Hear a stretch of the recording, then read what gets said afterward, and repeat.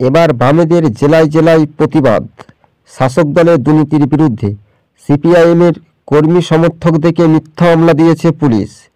অর্থাৎ এই মিথ্যা মামলায় যেভাবে পুলিশ তৃণমূলের দলদাসে কাজ করছে তার তীব্র কটাক্ষ। হাজার হাজার বাম কর্মী সমর্থকগণ দেখতে পাচ্ছেন, একেবারে জলপাইগুড়ি থেকে আমরা প্রতিবেদনটি তুলে ধরেছি। হ্যাঁ, লোকসভা ভোট মুখেই বাম কর্মীদেরকে এইভাবে দমানো বা আটকানোর চেষ্টা করছে শাসক দলের তৃণমূল।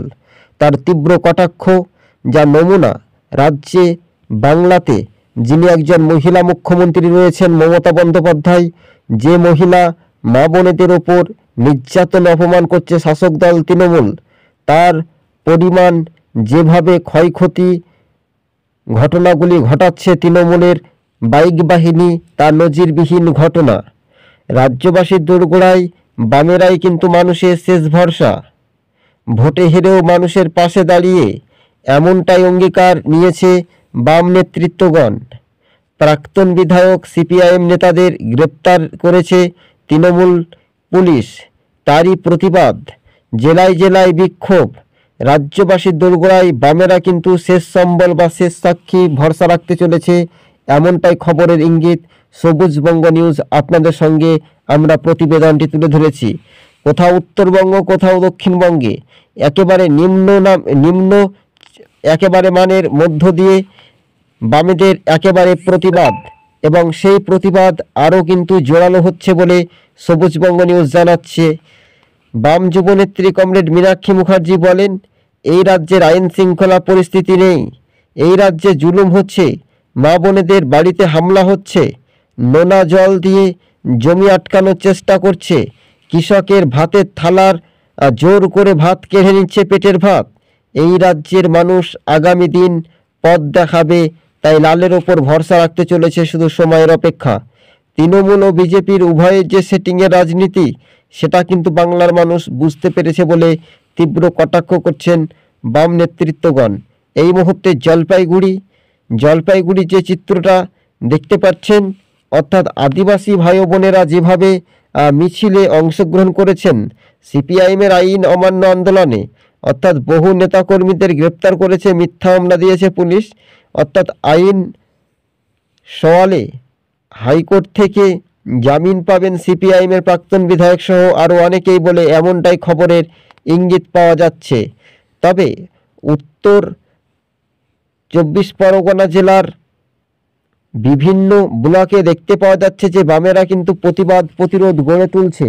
শাসক দল তৃণমূলের দুর্নীতির বিরুদ্ধে বামেরা কিন্তু একরাশ আরও এক ধাপে এগিয়ে গেল বলে মনে করানো হচ্ছে। তবে তৃণমূল ভয় পেয়েছে।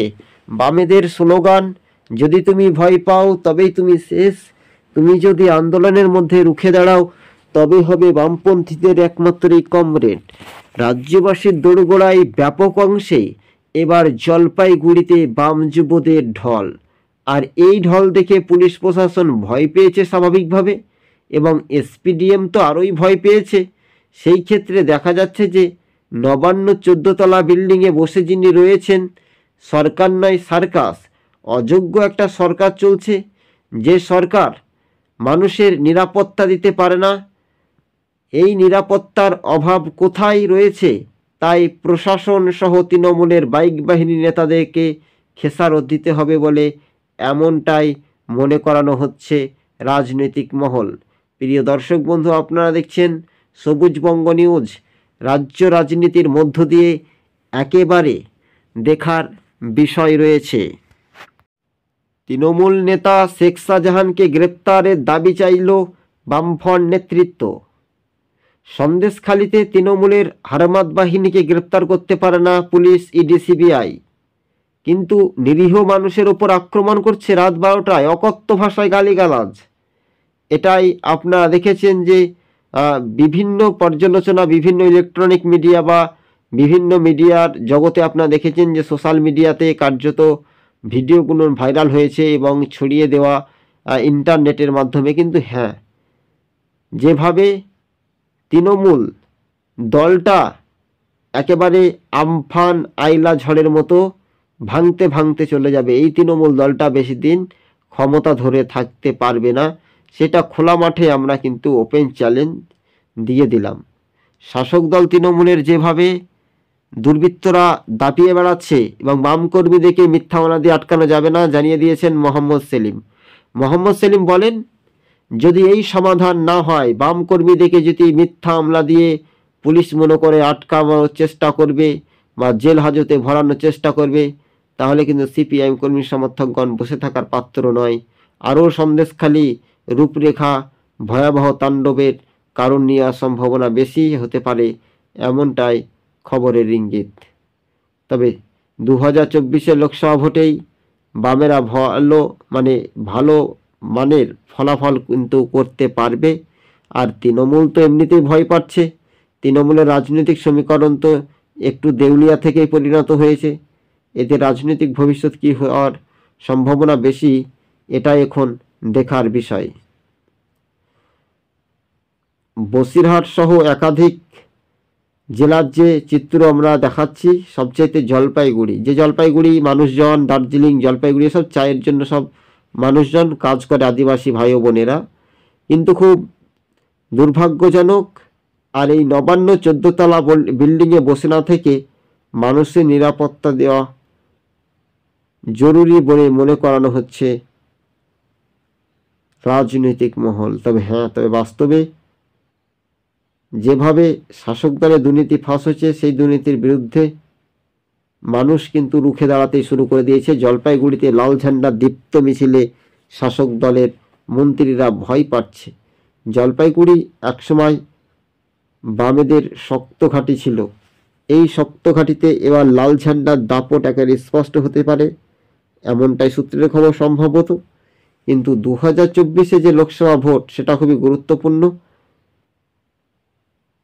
এই গুরুত্বপূর্ণ বিষয়টা নিয়েও কিন্তু একটা আলাপ আলোচনা চলছে। আপনারা দেখতে পাচ্ছেন সরাসরি জলপাইগুড়িতে বামেদের আইন অমান্য আন্দোলনে একেবারে বিপুল পরিমাণে বামপন্থীরা শাসকের ব্যারিকেড ভেঙে এগিয়ে যাওয়ার সম্ভাবনা বেশি। তারা মিছিল তৃণমূলের পুলিশ আটকানোর চেষ্টা করে। তৃণমূলের পুলিশ যেখানেই বিরোধীরা শক্তি, সেখানেই আটকাতেই বাহাদুরি বা আটকানো মুশকিল বলে এমনটাই দাবি করেছেন রাজনৈতিক মহল। তবে বাম যুবনেত্রী কমরেড মীনাক্ষী মুখার্জি, ধ্রুবজ্যোতি সাহারা যেভাবে প্রতিবাদে সরব হয়েছে, লাল ঝান্ডায় আগামী দিনে শেষ সম্বল বা শেষ সাক্ষী বলবে বলে এমনটাই মনে করানো হচ্ছে রাজনৈতিক মহলে। তাই মোহাম্মদ সেলিম আরও এক ধাপে বলেন যে শাসক দলের দুর্নীতি ফাঁস করবে সন্দেশখালীর মানুষজন, আপনি রুখে দাঁড়াবে, সেটা কিন্তু তৃণমূল ভয়ে এবার এলাকা ছাড়া হবে। এটাই সন্দেশখালীর মানুষের রূপরেখা হিসেবে স্বাভাবিকভাবে দেখার একটা বিষয় রয়েছে। আজকে ছিল এই পর্যন্ত প্রতিবেদন। জেলায় জেলায় বামেদের বিক্ষোভ।